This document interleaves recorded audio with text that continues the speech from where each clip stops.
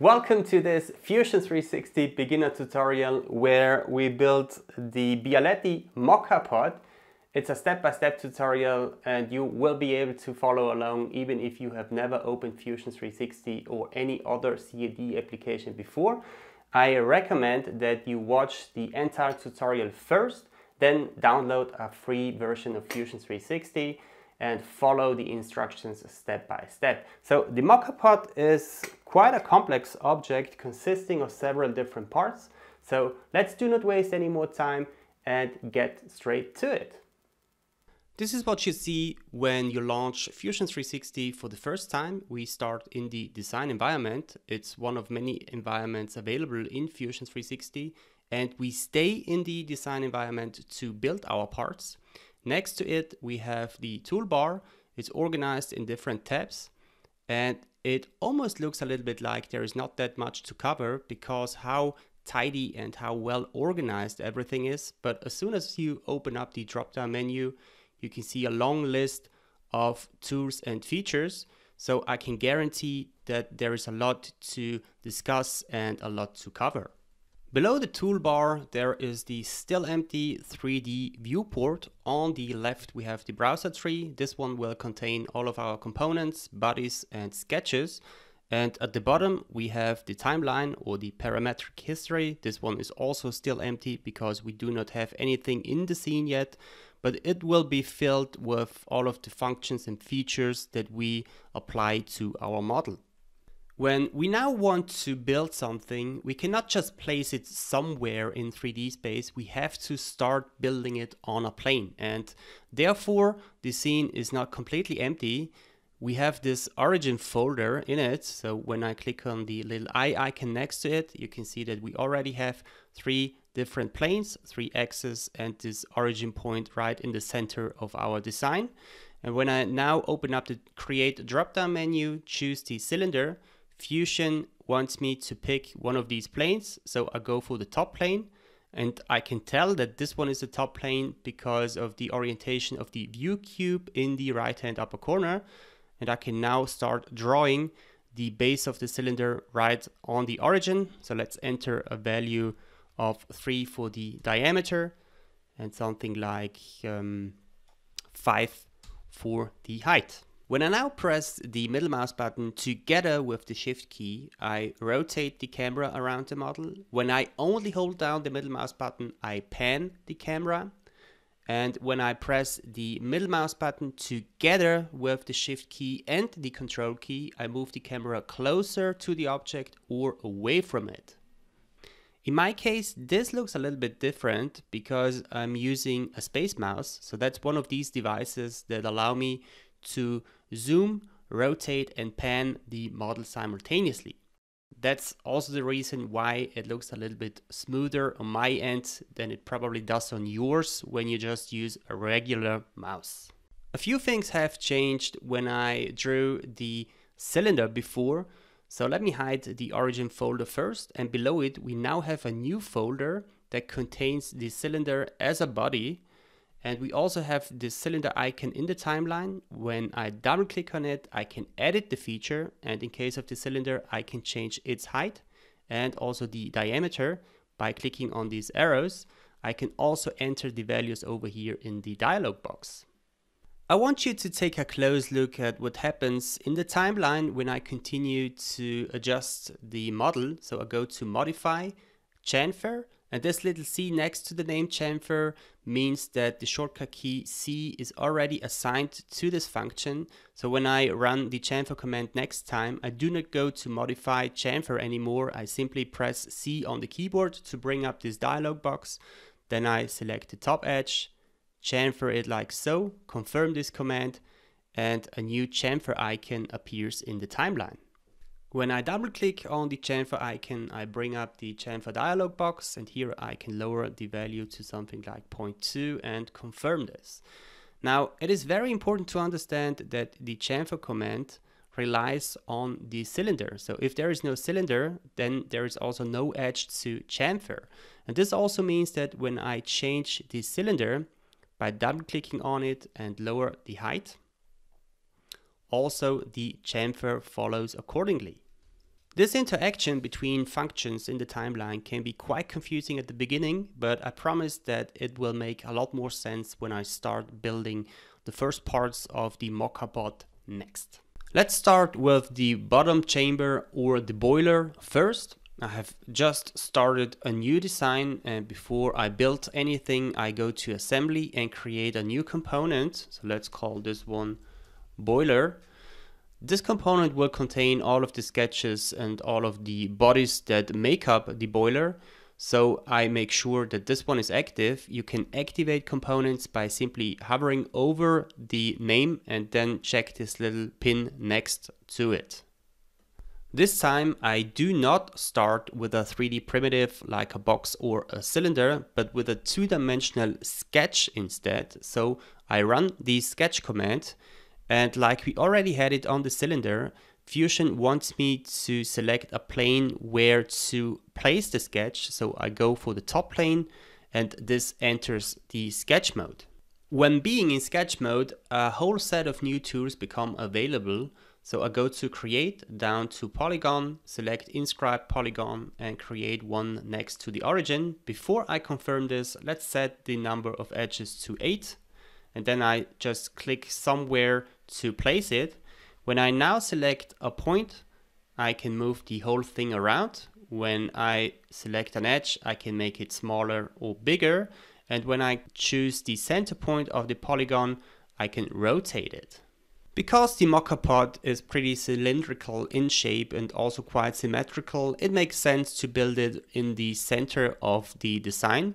So I simply select the center point of the polygon and move it over until it snaps to the origin. This at the same time applies a coincident constraint to the midpoint, so it ties the midpoint to the origin. When I now select one of these points here, I can still rotate the polygon, but I cannot move it around in space anymore. You can unloose it again by simply selecting the coincident constraint and then by hitting the delete key on the keyboard, and now I can move it around in space again. So let me undo this by bringing it close to the origin until it snaps. And in the next step, I also want to constrain the rotation. So I run the line command. This time I start a straight line at the origin, place it down here, exit the line command by hitting the escape key on the keyboard, and then I select this line and turn it into a construction line. Construction lines do not contribute anything to the actual drawing, but I can still use them to drive the sketch. So I select this line first, go up to the constraints tool palette and pick the horizontal and vertical constraint. And because of its current orientation, Fusion should automatically apply a vertical constraint to this line. And then let's also tie a point of the polygon to the endpoint of this construction line. This can be done by using the coincident constraint. So I select this point here first and then the endpoint of the construction line. And because this line has a vertical constraint assigned to it, I'm no longer able to rotate the polygon. I can still change its size though by selecting an edge and moving it closer or away from the origin. And we can also constrain this behavior, this time not with one of these constraint tools, but with sketch dimensions. So I select this tool, choose an edge, and add a dimension of something like 4.2 centimeters. At the same time, all of these sketch entities have turned from blue to black. So this means that I have turned the drawing into a fully defined sketch. And it also means that when you want to make any adjustments, you have to change the dimensions or you have to delete some of these constraints. I'm now ready to exit sketch mode. This can be done by clicking on the Finish Sketch button at the top. And when we take a look at the browser tree and open up our boiler component, it now contains a sketches folder with the new sketch in it. When you see this little red lock icon here, it means that the sketch is fully defined. And if you want to make any changes on the sketch, simply double click on the sketch icon in the timeline to enter sketch mode again. Next, let's run the extrude command and give it a height of 8 centimeters. I also changed the taper angle and set it to -8. So this makes the extrusion a little bit slimmer at the top. And then I also make sure that the operation is set to new body. At the same time, a new bodies folder appears in the browser tree that now contains my extrusion, and an extrude command also appears in the timeline behind the sketch icon. Again, it is important to point out that the form of the extrusion depends on the sketch. So when you double click on the sketch icon in the timeline and decrease the length of one of these edges, exit the sketch mode, then also the form of the extrusion has changed. And I can of course also adjust the extrusion by double clicking on the extrude icon in the timeline. And then I can, for instance, lower the height or adjust the taper angle, and then the model updates accordingly. Now let me undo this a couple of times to get back to our initial extrusion. And before I continue, let's take a look at some of the reference images. The bottom edge of the boiler is slightly chamfered, and this can be achieved by drawing a new sketch on one of the side planes and then use this sketch in combination with the Revolve tool. So let me show you how to do this.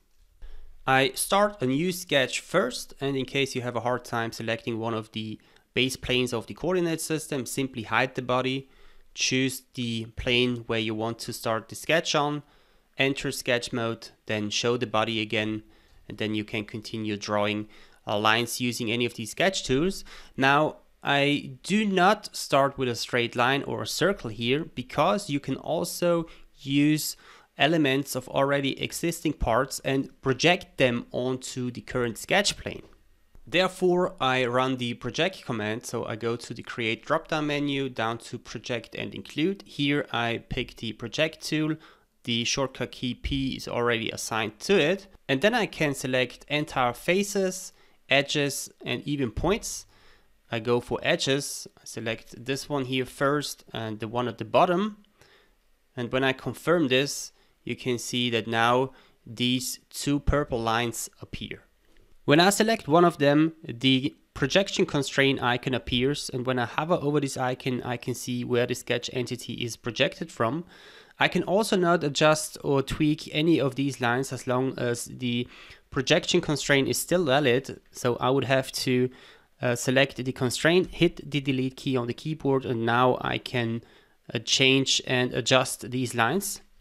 So this also means that as long as this connection is valid, these projected lines change when I tweak the underlying geometry, in this case the extrusion. Then let's turn the view perpendicular to the sketch plane. This can be done by clicking at the look at icon over here. Then I run the line command, draw a straight line. So I hover over this projected line first until the cursor snaps. I click once, draw a straight line to the line at the bottom, and click one more time to end the sketch. When I now hide the body, you can see that the area between these lines is tinted in a light blue color. And this indicates that I have created a closed profile, and that's exactly what I need for the next step. So let me show the body again, exit the sketch mode. Then I run the Revolve command, and because the sketch was already selected, it's also already selected in the Revolve dialog box for the profile. So all that's left to do is to select an axis. I go for the C axis here. And because the operation is set to cut, Fusion provides me with a preview of the resulting cut. So I'm gonna keep everything as it is and confirm this. When I now compare the chamfer with the reference images, mine is a little bit too strong, but we can easily adjust this by double clicking on the sketch icon in the timeline. And then I decrease the angle of this line a little bit. I simply select the starting point of the line and move it down along the projected edge like so. And when I finish the sketch or exit the sketch mode, then the model updates. The chamfer is a little bit smaller, and that's exactly what I'm looking for. Now let me repeat the exact same process also for the top edge. So I'm gonna create a new sketch first. Again, on the front plane, I hide the body so that I can select the plane. I show the body again, and then I hit the P key on the keyboard to bring up the projection tool. Then I select this edge over here, And this one, I confirm this. And now I run the line command. So instead of clicking here, I simply hit L on the keyboard. I'll draw a straight line. And this time, let's also use some dimensions. So I'm gonna bring up the dimension tool by hitting the D key on the keyboard. And I measure from this point over to the origin. So I click on the origin and apply a dimension of 3.5 centimeters. Then when I hide the sketch, you can see that I have created a closed profile here again. So it's time to exit the sketch mode, run the Revolve command again, because this sketch was already selected. It is already selected also for the profile in the Revolve dialog box. So I continue by selecting the Z-axis. Fusion shows me a preview again, and then I confirm the cut. And because this one is a little bit too big, I double click on the sketch icon in the timeline again and move this line up just a tad. Maybe that was already too much, so let's bring it down a little bit, and then I'm good to go and I can finish the sketch. Now we can not only extrude closed profiles, but also planar faces of bodies. So in this case, we can simply select the top face of our boiler, run the extrude command, type in something like 0.5 centimeters and confirm this. Then let's also add a fillet to this edge so that we have a smooth transition between the chamfer and the cylindrical extrusion. So I go to modify, fillet. Again, the shortcut key F is already assigned to the fillet command.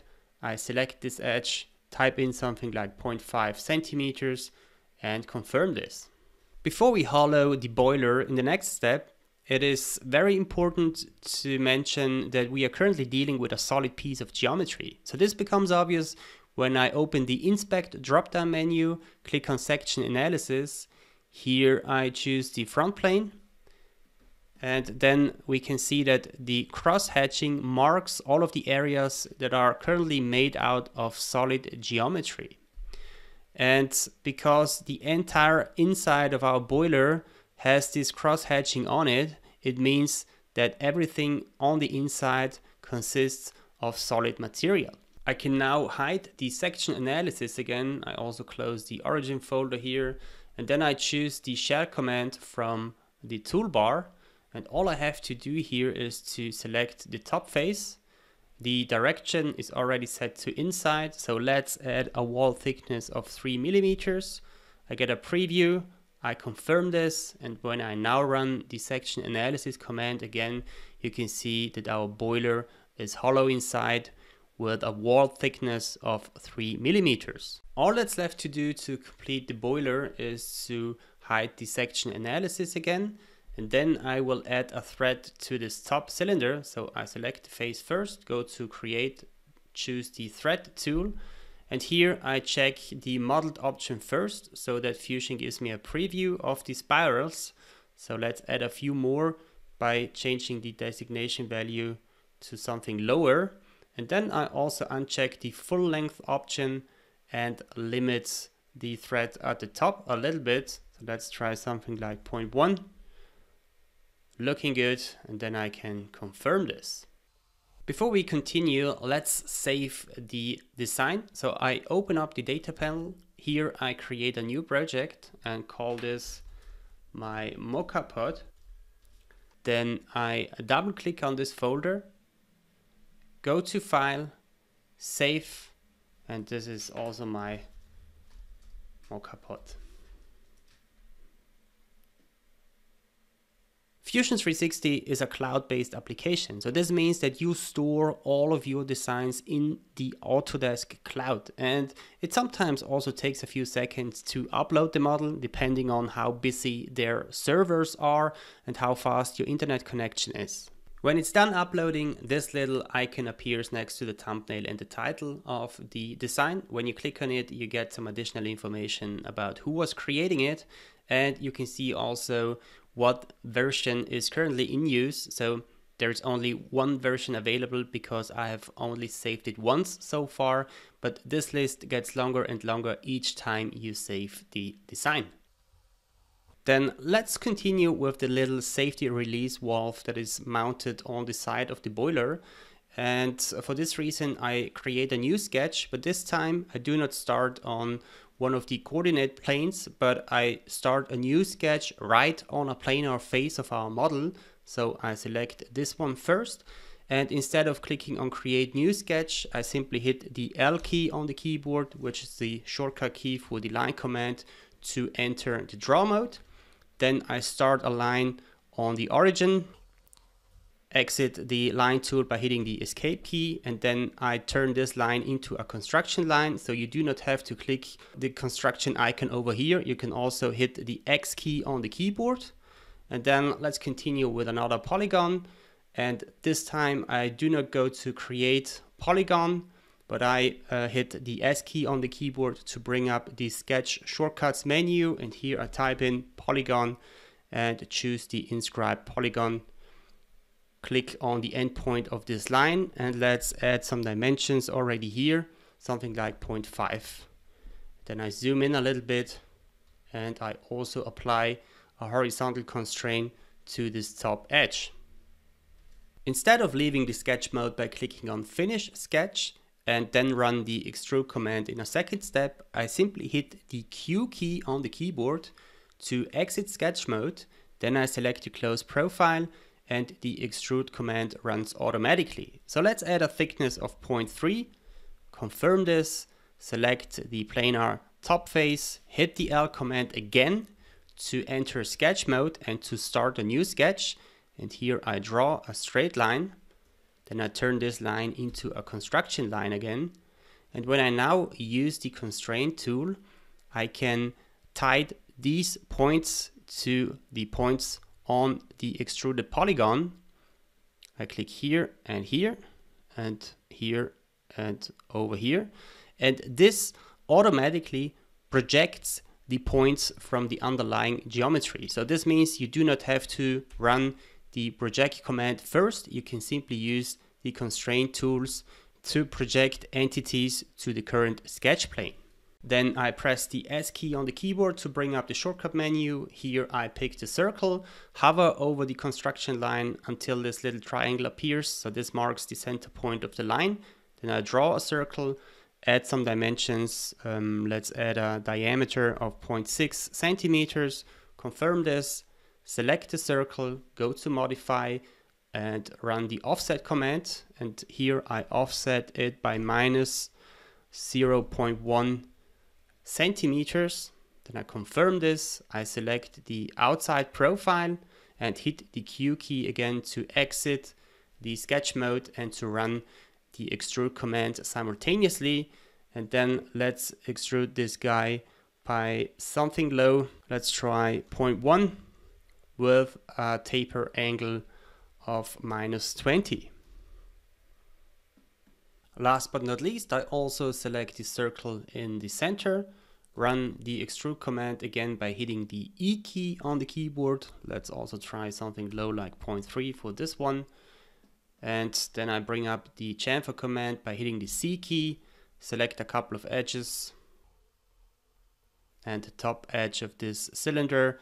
And let's try a very low value also here, something like 0.1 or even 0.05, and then I can close the chamfer dialog box. Now that's it for the bottom chamber, and after a short break I show you how to build the little basket that takes up the ground coffee. For the little basket I create a new component first. So I select the top level component by hovering over the name and check the little radio button on the right. Then I go to the assembly dropdown, click on new component. Let's call this basket. And as you can see, the new component is already selected and the timeline is empty. So let me close the boiler component and also hide this one. And then I start a new sketch on the front plane.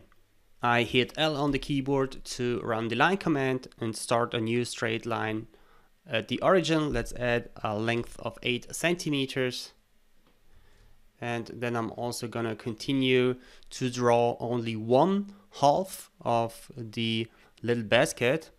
and I'm not so concerned about any dimensions yet, because I can still change and adjust all of the line segments later on.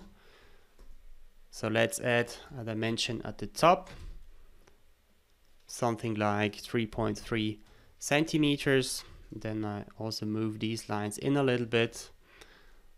Let's add another dimension of 0.1 centimeters here, and a distance between this line and the center line of about 3.1 centimeters.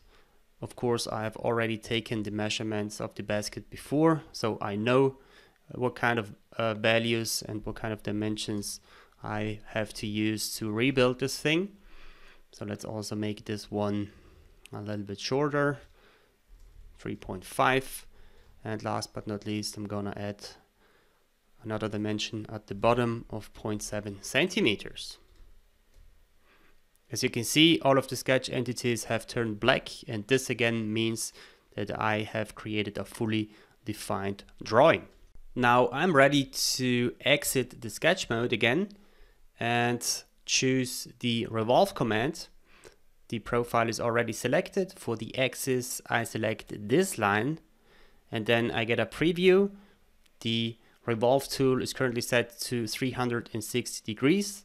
That's what I'm looking for, so I'm gonna keep everything as it is and confirm the revolve operation. Before I hollow the basket, I add a few fillets. So I press F on the keyboard to run the fillet command, then I select these 3 edges and enter a value of 3 millimeters. And then I can choose the shell command, select the top face of this model, and then let's try something low like 0.5 millimeters. Looking good. And then I can keep it as it is and also perforate the bottom. So I simply select this face, hit the E key to bring up the extrude command, and this time I simply move this arrow up a little bit so that the bottom part perforates this section, and then I can confirm this, and I have almost completed basket. The last thing that's missing here is a small fillet at the top. So I run the fillet command again, select this edge and add another fillet of around 0.2 centimeters. Now, as you can see on the reference image, there is a little filter inside the basket. And in the next step, we are going to create this filter. So we will create a new construction plane first.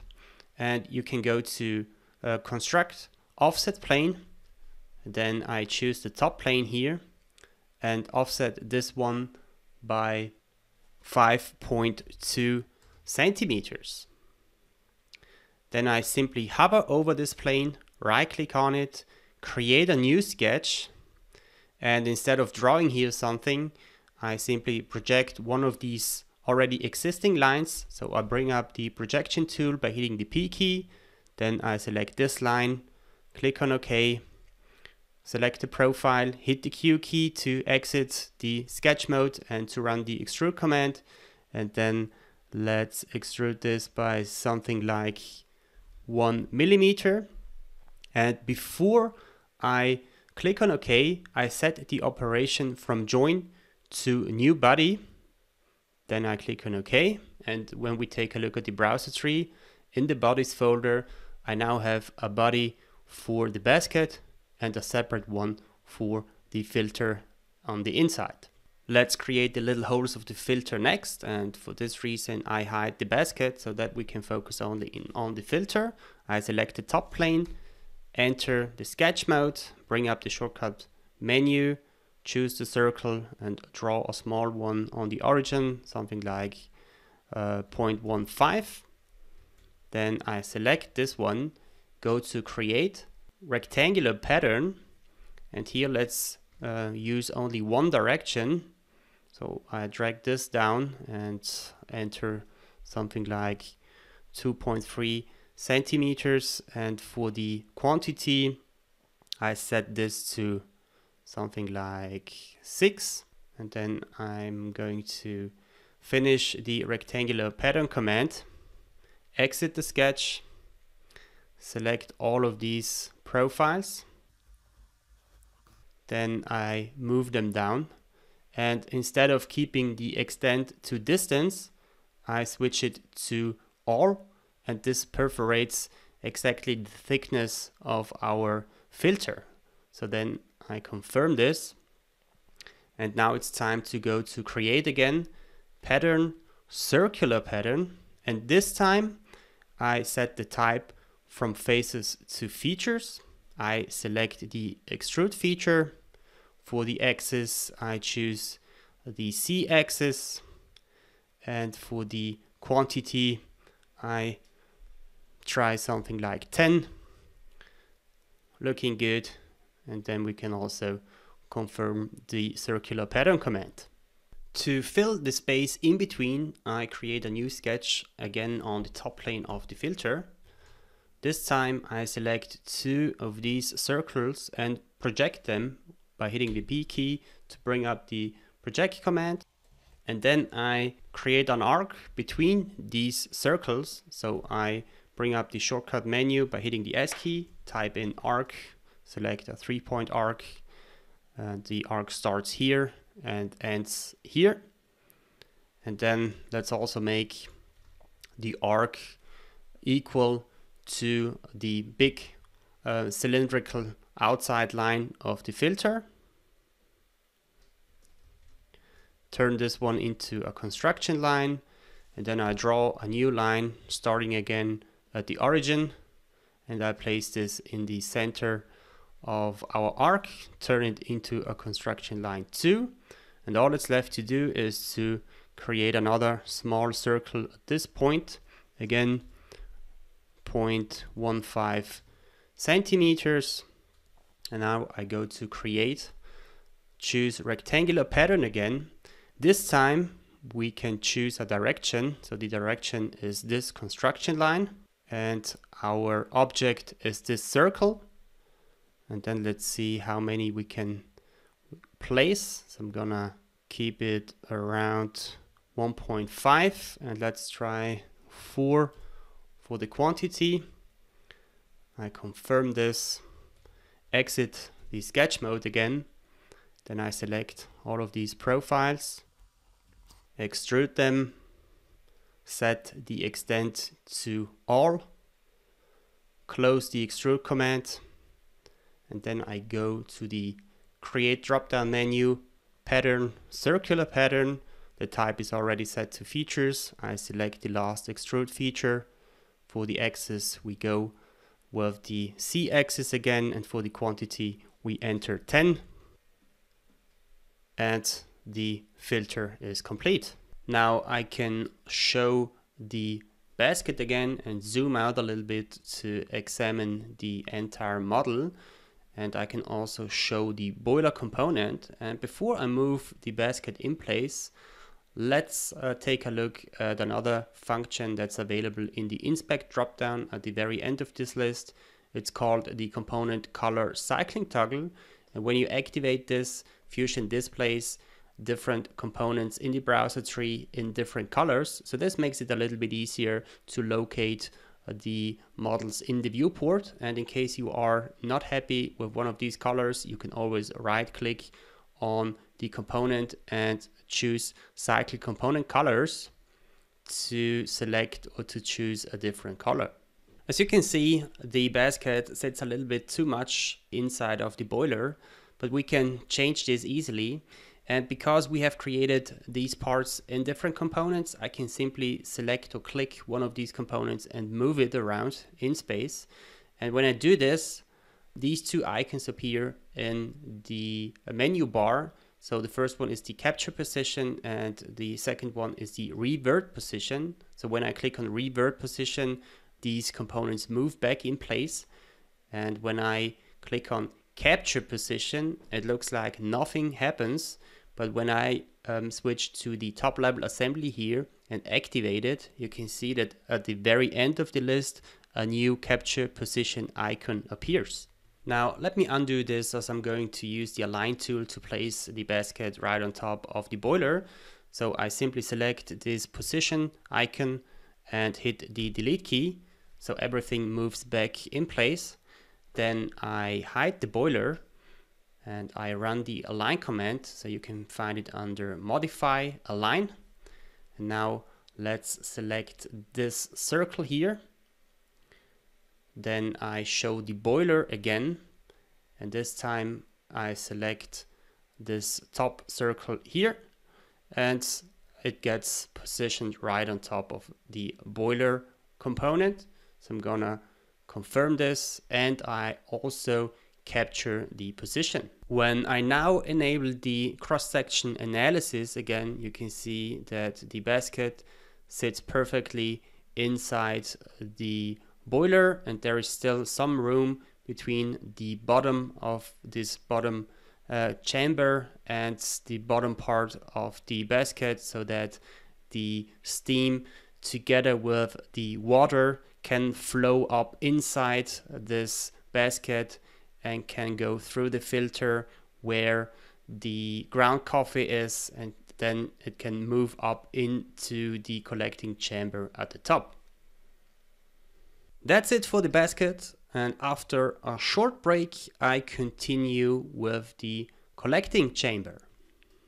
Now, before we continue to build the coffee collecting chamber, I want to show you what parts we have here. So there is this bottom ring, and on the inside we have an additional thread, a filter and a gasket.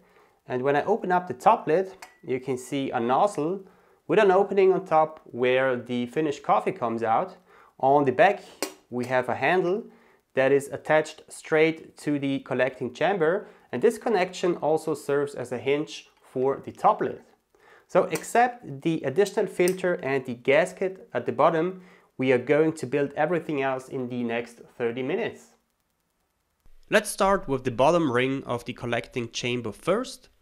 Before I draw anything, I make sure that the top level assembly is active. Then I go to assembly, new component, and let's call this one our collecting chamber. As you can see, a new component gets attached to the browser tree. I'm gonna cycle through the colors so that we can distinguish these parts a little bit easier. And then I start a new sketch on the front plane. So let's hide these two components first. Then I select the front plane, show both components again. And when you take a look at the sketch palette over here, you have the option to activate a slice mode so that you can see through both components directly onto the sketch plane. Then I continue with the line tool to draw the profile of the bottom ring. So I start a line at the origin, turn it into a construction line, make it 9.5 centimeters long. And then I continue with the line tool again and draw a couple of straight lines. Again, I'm not too concerned about any dimensions because I can still add these dimensions later on. So the top one should be 3.7 centimeters long. This one here is 1.5 centimeters long. The section here in between is 3 millimeters long, not 3 centimeters, 0.3. And this one down here is around 0.45 centimeters. And then I have turned the sketch entities into a fully defined drawing. And I also want to point out that I made sure that this line here is slightly overlapping the thread. Then I exit the sketch, select the profile, run the Revolve command. For the axis, I pick this construction line. The angle is set to 360 degrees again, and for the operation, I choose new body. In the next step, I create the thread on the inside of this bottom ring, And we could use the thread command again, but because I'm not going to 3D print or produce this model in any way, it doesn't have to be that precise. So I'm gonna show you a little trick here. I enable the section analysis tool first. When I zoom in, you can see that the bottom ring of the collecting chamber is overlapping the top of the boiler. So I run the combine command. As my target body, I select the bottom ring. As my tool body, I select the boiler, and the operation is set to cut. And I also check keep tools before I confirm the combine command. And when I now hide the basket and the boiler, you can see that I end up with a thread on the inside of this bottom ring. Then let's also perforate the top.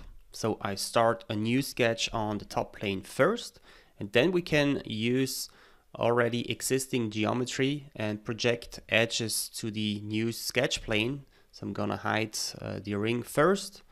Bring up the project command, select this edge, confirm this, then I show the ring again and use this sketch line to make the extrusion. So I exit the draw mode by hitting the Q key. Then let's try something like -3 millimeters. And before I confirm this, I want to point out that the new cut does not only affect the ring, but it also cuts away a little bit of the basket, and that's of course not what we want. So I open up this objects to cut submenu and uncheck the box next to the basket so that the new cut only affects the ring but not the basket. And then I can confirm this, show the boiler and the section analysis, and make sure that everything fits nicely together. Now I'm ready to continue with the profile of the collecting chamber. So I hide the section analysis again and start a new sketch on the front plane. So let's hide the boiler first so that I can select the sketch plane. And then I enable the slice mode in the sketch palette so that we can see through straight to our sketch plane. And the first thing I'm gonna do here is I select this edge of the bottom ring, hit the P key to project it, and then I start with a line command and hover over this line until it snaps to the center. Draw a straight one at a length of 8.5 centimeters. Draw a horizontal one at the top. This one should be 4.3 centimeters long. And then a few more at the bottom. So this one is 1 centimeter. So in case you draw it slightly angled, you can always apply a constraint to it by selecting the line and then hit the horizontal or vertical constraint, and Fusion automatically detects which one it should apply based on the direction. So I'm gonna create another one here and another one down here. Then I add a distance between the endpoint of this line and this point here by 0.15 centimeters. And last but not least, let's turn this into a closed profile by connecting the endpoint of the horizontal line at the top with this one down here. And we can also select and turn this projected line into a construction line by hitting the X key. And I also add some dimensions to this line here, 1.6 centimeters and another 1.5 centimeters to this line so that we turn the drawing into a fully defined sketch. Instead of leaving the draw mode by hitting the Q key, I click on Finish Sketch this time because I do not need the Extrude command but the Revolve command next. So I'm gonna run the Revolve command. The profile is already selected. For the axis I choose this center line, and instead of keeping the operation to join, I switch it to new body. So I keep the top part and the bottom ring as a separate body for the moment. This will allow me to use the shell command on the collecting chamber later on without affecting the bottom ring together with the thread.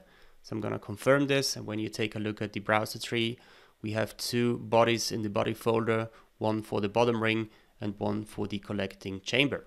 So far the model is pretty symmetrical and simple, but I'm gonna change this in the next step when I create the beak.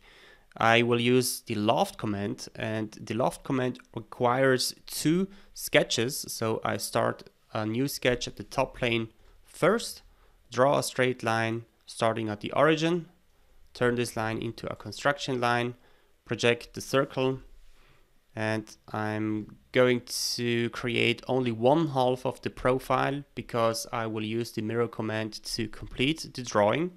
So let's draw another straight line starting at the circle, and let's also add a few dimensions from this point to this point. I need this to be 2.5 centimeters, and from this point to the construction line another 1.5 centimeters. And then I can use the mirror command. So I select the straight line first, run the mirror command, select the construction line as my mirror line, confirm this, and then we can use the fillet command in the draw mode. So it's this one here, to add a fillet between these two lines. I'm gonna type in something like 5 millimeters. And here I also make sure that this point is coincident with the construction line. This turns the sketch into a fully defined sketch, and then I can already finish it. The second sketch has to be located a little bit below the first one, so I select the top plane first, go to construct, offset a new construction plane by minus 5.5 centimeters, right click on the plane, create a new sketch, and here let's also project one of the already existing lines. I'm gonna take this one here. Then I hide the sketch that I have previously created. Draw a straight line again starting at the origin. Turn this into a construction line again. Let's move this a little bit closer to the circle here. And then I draw another straight line. Make sure that this is not a construction line by hitting the X key on the keyboard. And I add a distance here of 7 millimeters, and the distance between this point and the starting point of the construction line of 0.5 centimeters. And then I use the mirror command again. So I select the sketch entity first, the construction line as my mirror line, confirm this. And then I also run the fillet command between these two edges with a radius of 6 millimeters. Again, let's make sure that the center point of the radius is coincident with the sketch line, and this turns the construction into a fully defined sketch. And then we can already leave the sketch mode. Now, before I run the Loft command, I want to point out that I have deliberately placed the bottom sketch a little bit inside the cylinder of the chamber. And this is to make sure that the Loft object merges into this cylinder. So this makes sense in a second when I run the Loft command. I pick the top profile first, the bottom profile second. And as you can already see, so the operation is currently set to cut. I'm gonna switch it to join. The bottom part merges into the cylinder of the collecting chamber nicely. So I'm gonna confirm this. It already looks very good. I'm not so happy with the slight pinching at the bottom. So I double click on the Loft command in the timeline again and change the tangent edges from merge to keep. So this creates a slightly more consistent form, and then I can confirm this. Now, because we have created such a nice edge, we can easily apply a fillet to it. So I'm gonna select it, run the fillet command, and this time, instead of using a regular fillet, I use a variable fillet. So I change the radius type from constant to variable, and this one allows me to change the radii on different locations. So we have a starting point and an end point, and I can click this little plus icon and move the cursor over to the edge to place a second point, or a third point in this case. So I do not have to be precise here. I can simply choose a location on the edge, because I can still change its position by changing this value. So the starting point is at 0, the end point is at 1, and for the point in between, I'm gonna type in 0.5 to place it at the bottom of the peak. For the start point, let's add a radius of 1.5 centimeters. The same goes for the end point, 1.5 centimeters, and the one at the bottom should be a little bit smaller. So I go for 0.4 centimeters, everything looking good, and then I keep it as it is. All that's left to do now is to run the shell command one more time to make the collecting chamber hollow inside. So I select the top face first, click on the shell command, add a wall thickness of 3 millimeters. Fusion gives me a preview, everything's looking good, and then I can keep it like this. Next, let's continue with the nozzle in the inside. So I select this surface, run the extrude command by hitting the E key. And if I want to make this extrusion as high as the chamber, I can simply shift click on the top surface of the chamber, and Fusion makes sure that both surfaces align. I set the operation from join to new body because I want to keep this inside part as a new body, and I also change the taper angle to -4 before I click on OK. And when I hide everything except the nozzle, I can then run the shell command, pick the bottom surface, give it a wall thickness of 2 millimeters, and confirm this. For the opening of the nozzle, I create a new construction plane again by offset this top surface by -8 millimeters. Then I right click on it and create a new sketch. And here, instead of using the project function, I go to create, down to project, and choose the intersect feature instead. So this creates a sketch entity where surfaces are intersecting the sketch plane, as you can see in the preview here. So I select our nozzle, confirm this, make sure that I look perpendicular to the sketch plane.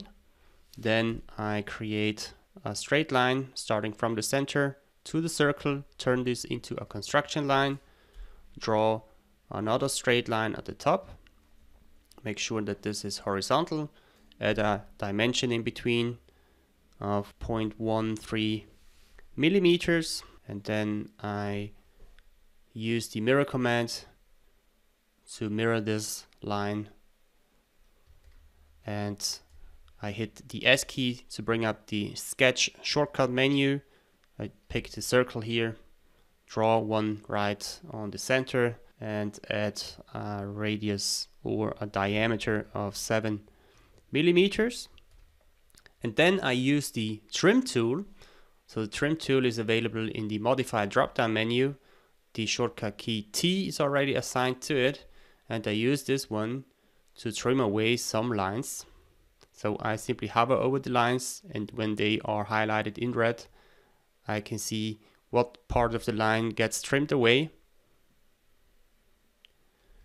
And when I'm done, I simply finish the sketch and run the extrude command, use these two outside profiles and extrude them, this time not in a distance but to an object.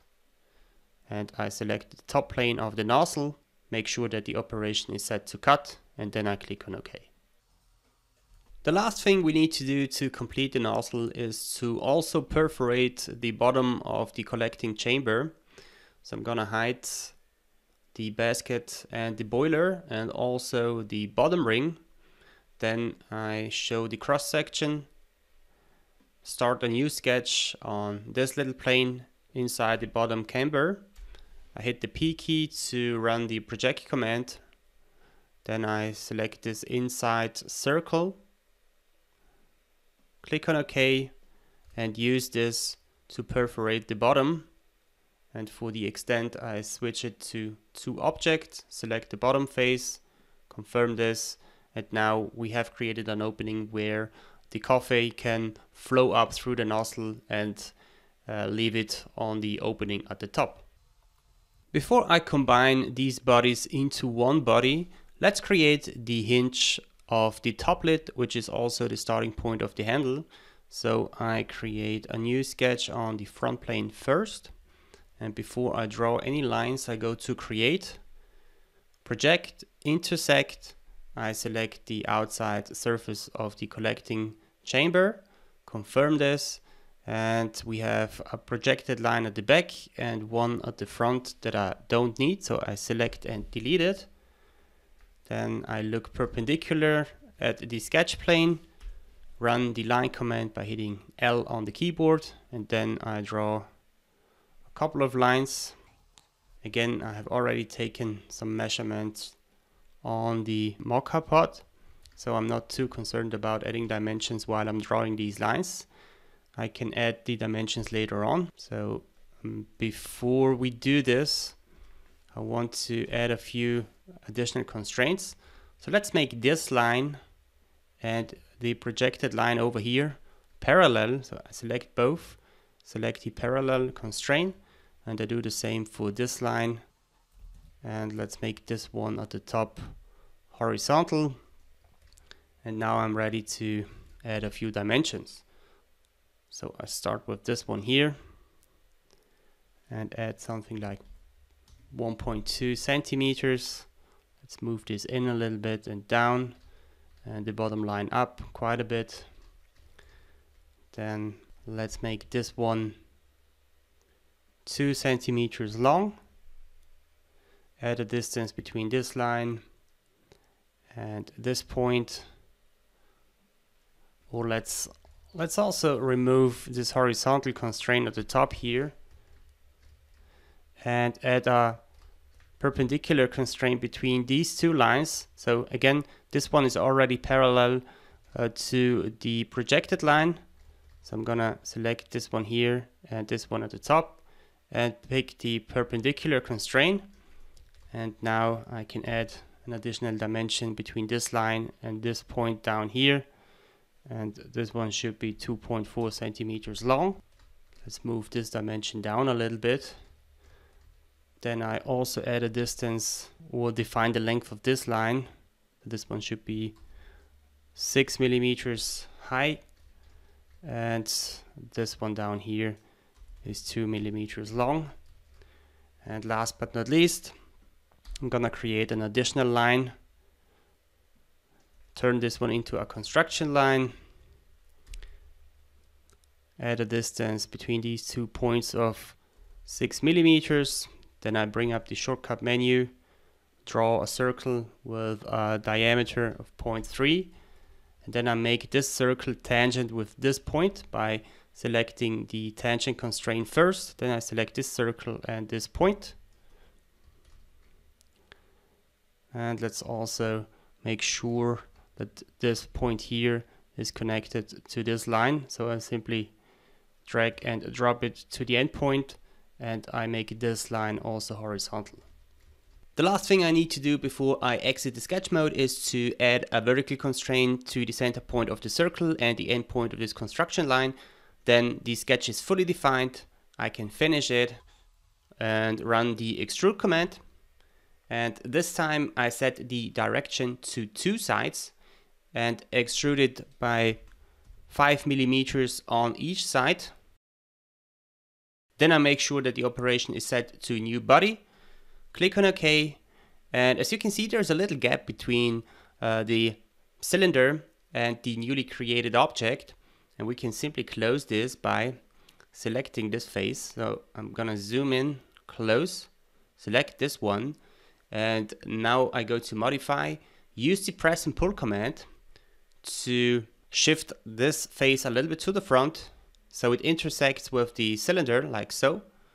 And last but not least, I'm gonna run the combine command, and now I can select all 4 bodies, make sure that the operation is set to join, click on OK, and then everything is combined into one solid body. To literally round this part off, let's add a couple of fillets. So I set the radius types to constant first, and then I select some edges, type in something low like 0.05, and then I control click to add more edges to the selection, maybe also this one on the inside, and a few on the nozzle, and also these at the bottom. Then I can confirm this and show the other parts of the Mocha Pod.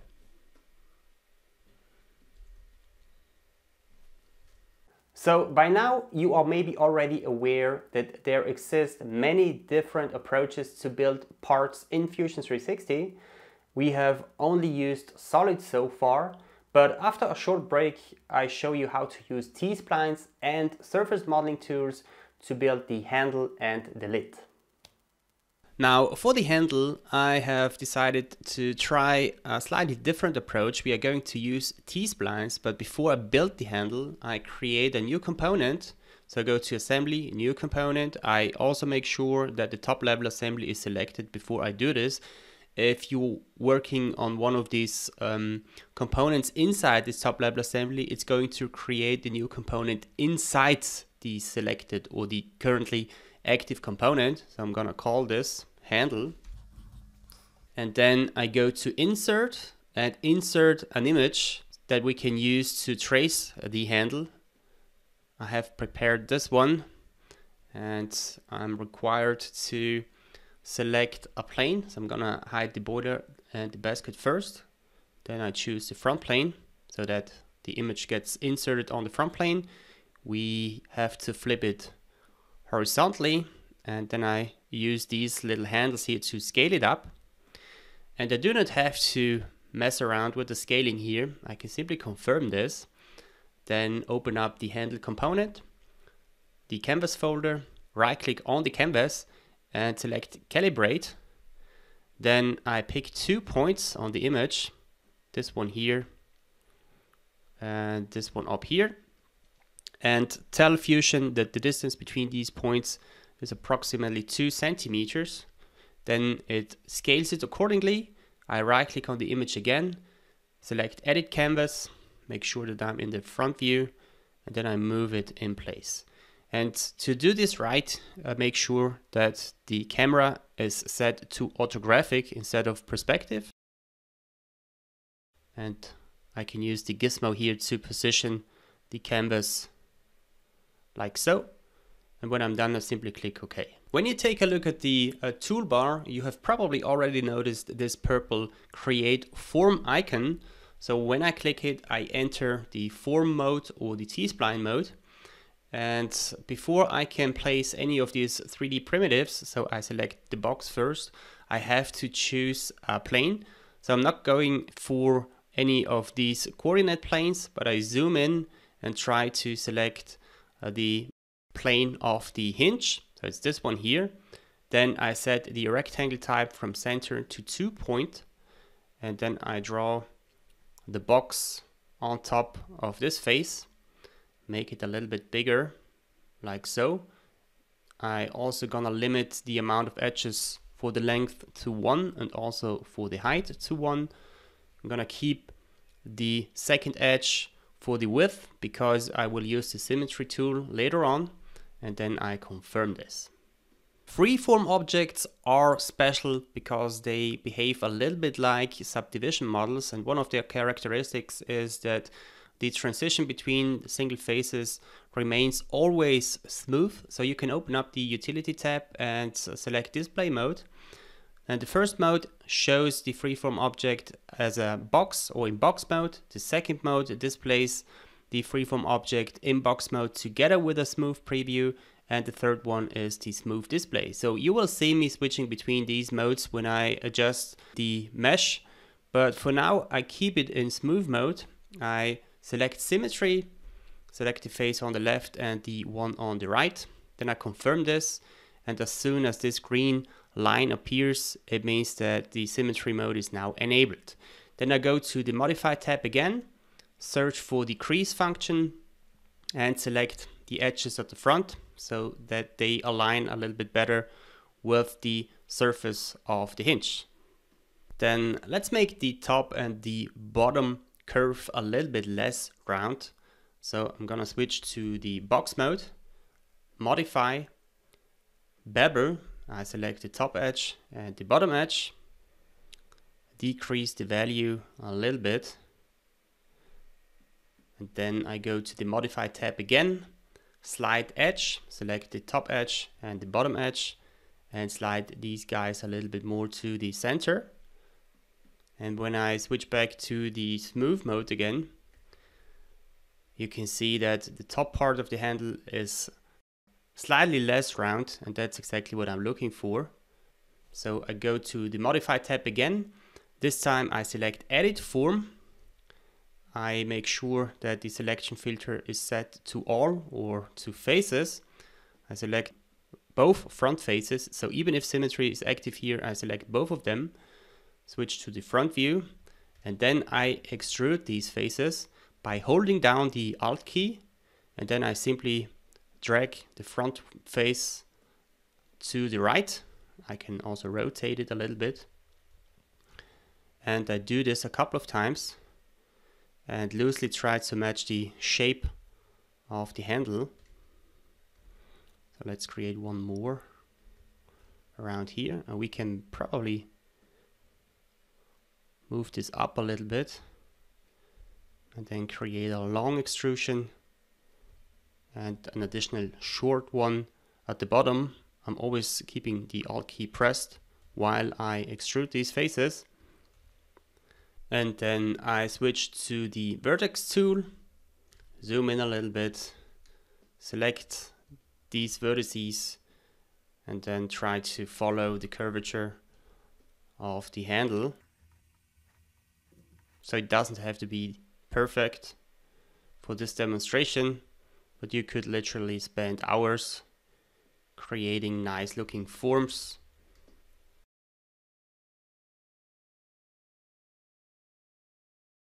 So controlling them is pretty easy. So don't forget that you can rotate the entire structure in case you have to. And then let's also take a look at the handle from the side view. I'm gonna select the guys at the bottom, move them in a little bit. And when I'm done, I simply click on OK in the Edit Form dialog box. Take one last look at the geometry, and then I exit the form mode by clicking on Finish Form.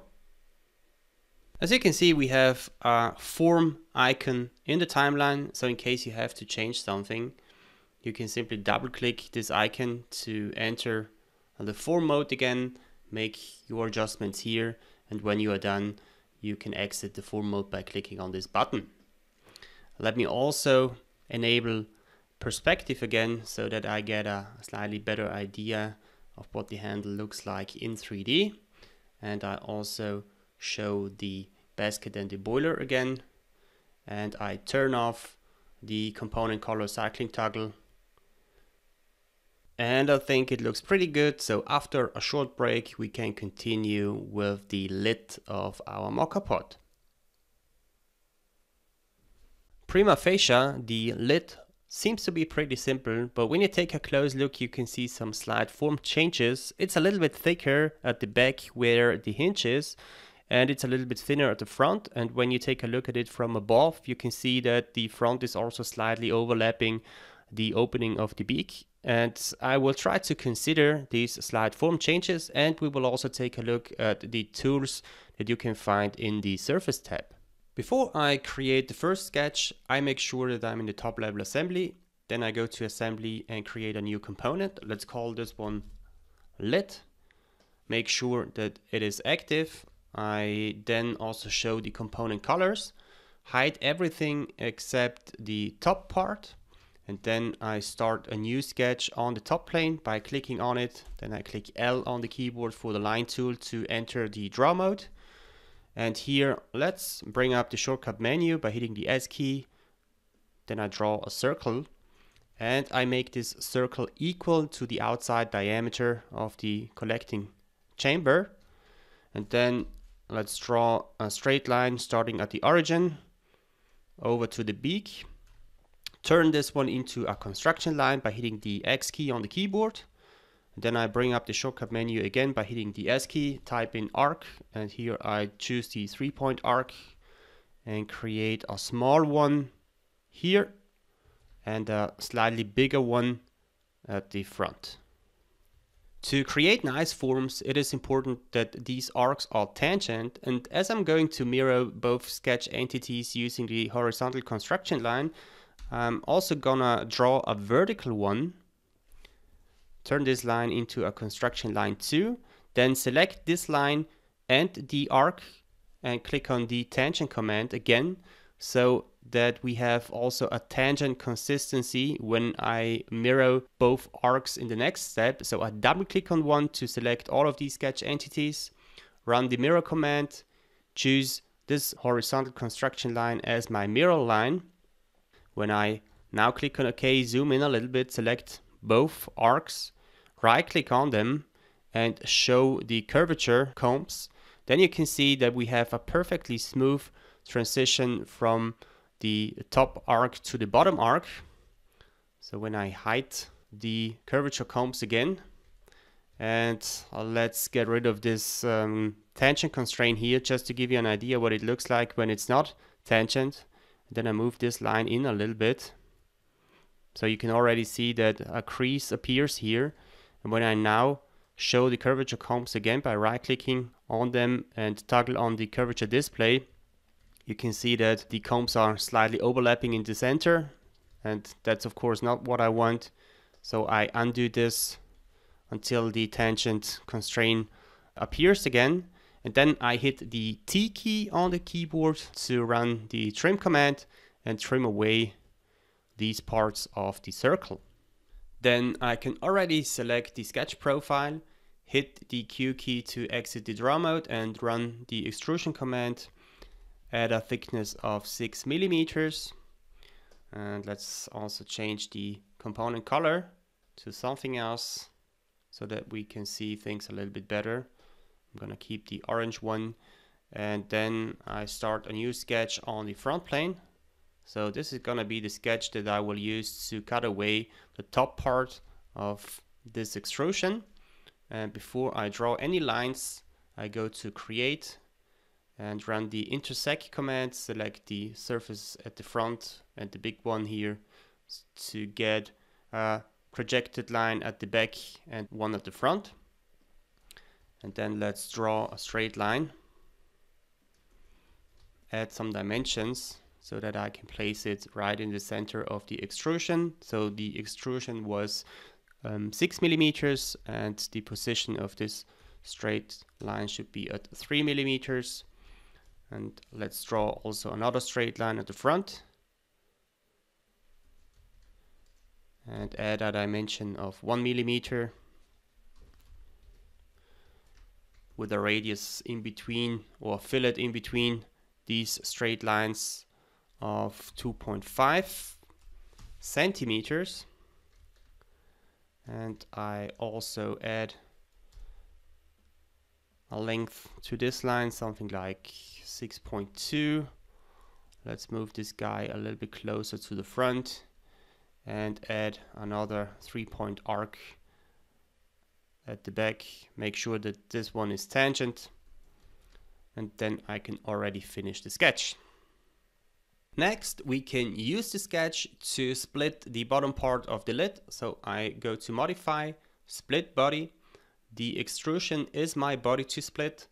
The splitting tool is the sketch that I've just created, and Fusion shows us a preview, and the red plane here indicates where the splitting takes place. I'm gonna confirm this, and when I open up the component and the bodies folder, you can see that I now have two bodies in it, a top part and a bottom part. I'm gonna keep the bottom part, right click on the top body and select remove, and a new remove icon appears in the timeline. Now I can already continue to build up the cone-like shape that makes up the lid.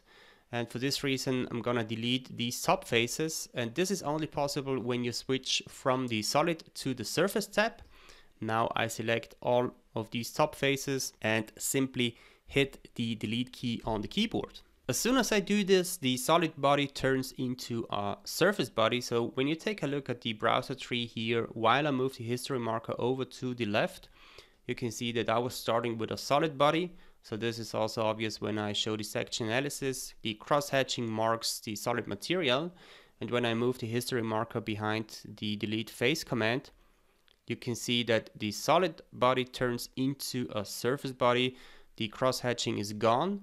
And we are now looking at the rear side of our paper-thin surfaces, and they are usually tinted in this brown gold color. For the surface loft extrusion, we need an additional sketch, so I'm gonna create one. And I create one that sits a little bit above the bottom part of the lid. So I go to construct, offset plane, choose the top plane to offset and offset it by 20 centimeters. Then I right click on this plane, create a new sketch and draw a circle right on the origin with a diameter of 1 centimeter. Then I finish the sketch. Let's also hide the chamber, and then I go to create, loft, and now I start to control click on all of these bottom open edges. Let's make sure that we do not miss any of them. So this is my first profile, and my second profile is the circle. Fusion already provides me with a preview. It is looking very good.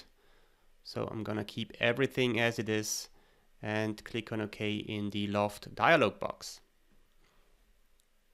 As you can see, the circle at the top is still open. We can change this by running the patch command. Then I select the opening here and confirm this. So it looks like nothing has changed because we still see this brown color. And this is simply because the normals of this newly created face are flipped. So it's this one here. I can simply go to modify, reverse the normals, select the top part and click on OK. So this is not necessary for the next step, but it makes things a little bit more clear. And before I knit everything together, let's turn on the section analysis one more time. As you can see, the surface body that currently consists of 3 parts is still hollow inside. So I'm gonna hide the section analysis again. And then I go to modify, and here I run the stitch command. It's also available up here. I select all 3 faces. The green lines indicate where the stitching takes place, and then I can confirm this. And as soon as I do this, the surface body, or the 3 surface bodies, have turned into one solid body. So when I move the history marker over to the left again, you can see that the bodies folder contains 3 surface bodies, and as soon as the knitting is done, Fusion turns all of these surfaces into one solid body again. And I can also prove this by running the section analysis, and now the cross-hatching marks the solid material in the inside of this solid body. Then let's add a wall thickness. This time I do not use the shell command, so let me hide the collecting chamber first. I start a new sketch at the bottom face. Here I draw a circle with a diameter of 8 centimeters. I exit the sketch mode by hitting the Q key, and then I extrude this by minus 1.8 centimeters with a pretty huge taper angle of minus something like 64. This is looking good, probably a little bit too high, so I'm gonna lower it. And then we can keep it like this. All that's left to do now is to add a sphere on top. So I switch to the solid tab, go to create, choose a sphere primitive for the plane, I select the top plane, and then let's draw one with a diameter of 1.6 centimeters, and instead of a cut, I set the operation to join, or probably have to reposition it a little bit, so I set it to new body first, confirm this, select the sphere, and run the move and copy command. And here I set the pivot to the center of the sphere first, and then I move it in place by simply using this gizmo. So let's move it up a little bit. And last but not least, I combine both bodies into one solid body again. Let's also unhide the collecting chamber again to see if everything fits perfectly on top. To complete the Mocha Pod, let's create a second part of the hinge that is connected to the lid. So I start a new sketch on the front plane. Zoom in a little bit, and the first thing I'm going to do here is I project this line by hitting the P key, and then let's start drawing a couple of straight lines.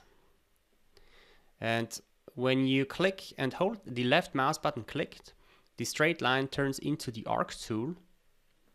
When I release it, I can continue with a straight line again, and when I click and keep it clicked, I have access to the arc tool again. And let's close this off with another straight line and another line here. So let's add a vertical constraint to this one, a horizontal constraint to this one, and let's also add a few dimensions.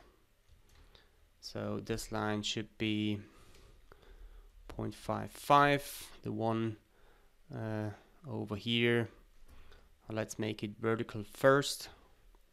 And then I also make sure that this line and this arc are tangent by selecting both, and then click on the tangent icon at the top.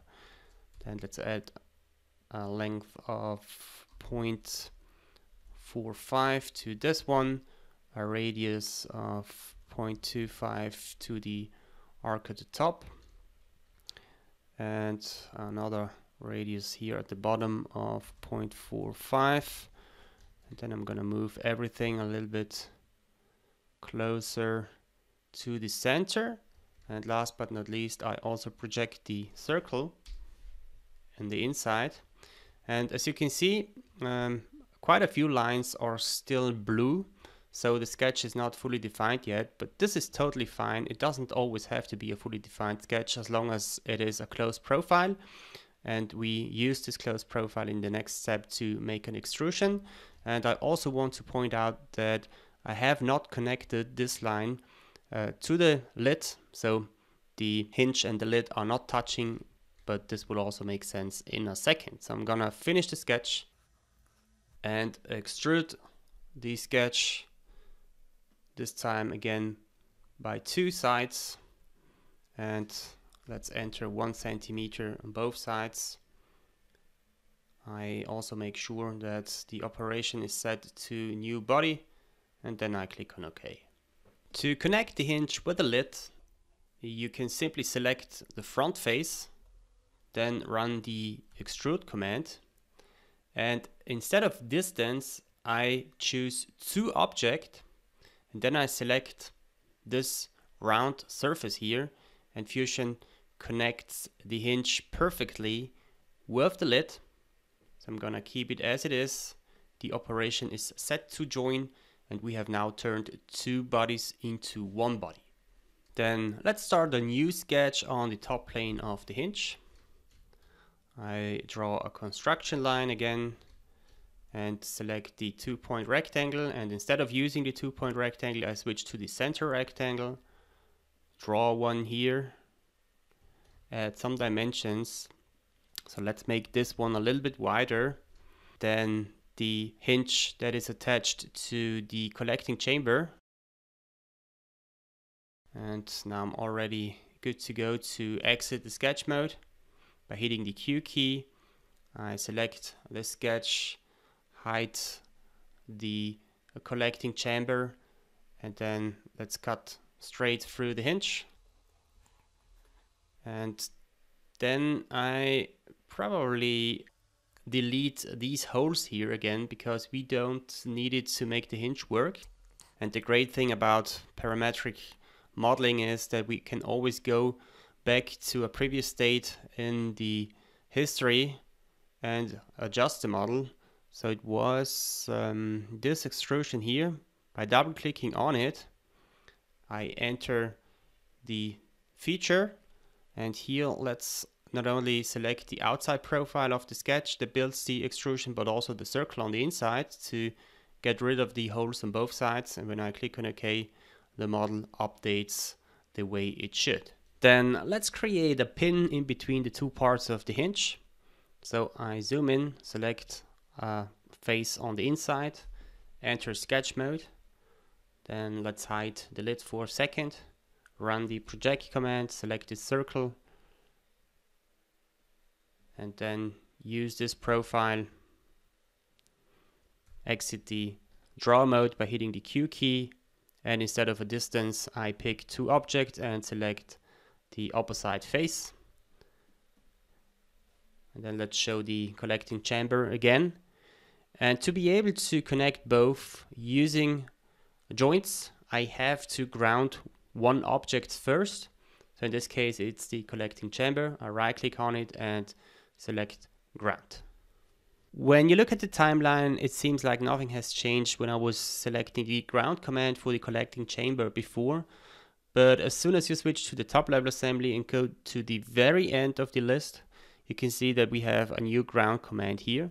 So I switch back to the lid component, go to assembly, joint, and I zoom in a little bit, hover over the pin, select the center point of the pin.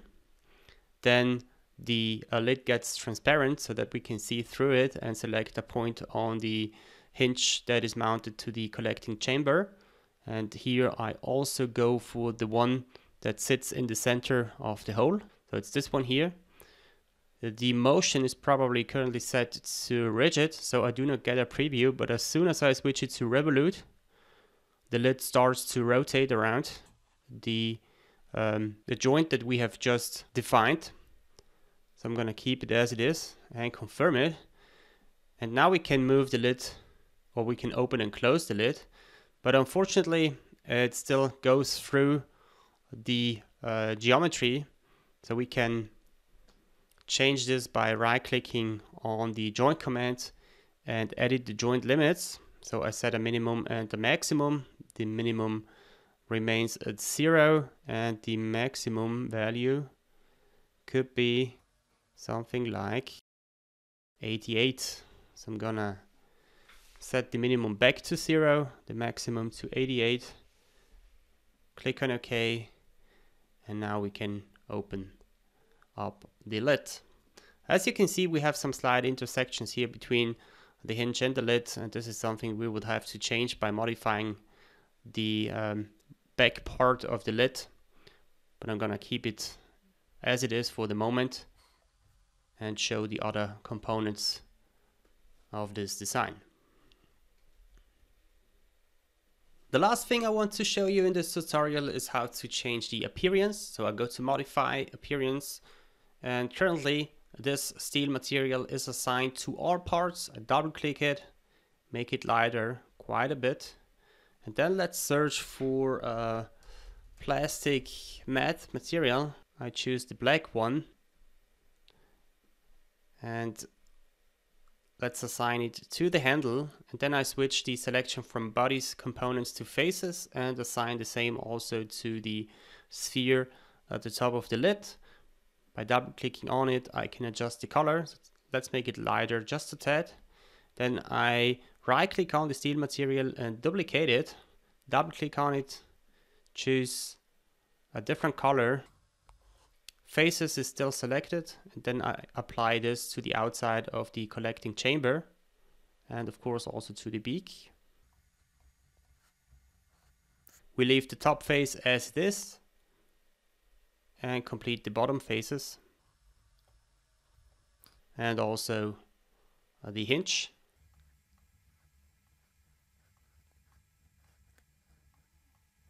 Then let's duplicate this one again, double click, change the color, and apply this color to the boiler.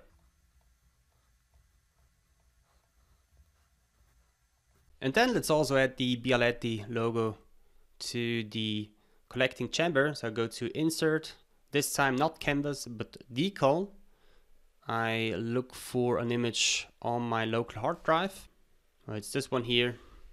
Then I select a face, rotate the image by 90 degrees, or minus 90 degrees in this case. Scale it up a little bit, move it in place, and as you can see, it perfectly follows the curvature of the surface. Maybe this is a little bit too big. Let's move it down just a tad. Perfect. We are done. That's it for this Fusion 360 beginner tutorial. Thank you very much for your interest. I really hope it was useful. If you like the content, subscribe to my YouTube channel, leave a comment in the comment section below if you have any question.